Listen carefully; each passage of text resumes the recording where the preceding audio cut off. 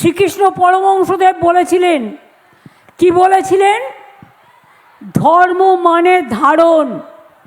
ধর্ম মানে কি? ধর্ম মানে মানবতা, ধর্ম মানে পবিত্রতা, ধর্ম মানে বিদ্বেষ নয়, ধর্ম মানে শান্তি। এটা বলেছিলেন শ্রীকৃষ্ণ পরমহংসদেব, যিনি গীতায় বাণী লিখেছিলেন, উপদেশ দিয়েছিলেন।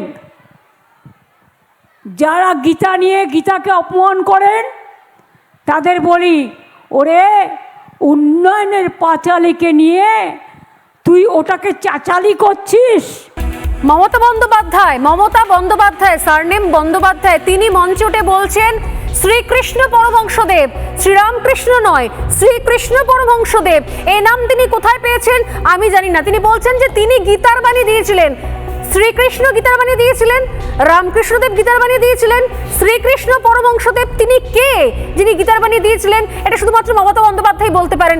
এরপরে তিনি বলবেন যে তিনি নাকি, তার কাছে নাকি সর্বধর্ম এক। আপনার কাছে সব ধর্ম এক নয় মাননীয়া, আপনার কাছে অন্যের ধর্ম বেশি আপন, নিজের ধর্ম সম্পর্কে আপনি কিচ্ছু জানেন না, তাই যা খুশি তাই বলেন এবং অপমান করে সেটাকে বারবার। আর আমাদের এটা পরীক্ষা যে আমরা এগুলোকে সহ্য করি এবং তারপর মুচকি এসে বলি কি যে বলছেন আমাদের মুখ্যমন্ত্রী, এটা আমাদের লজ্জা।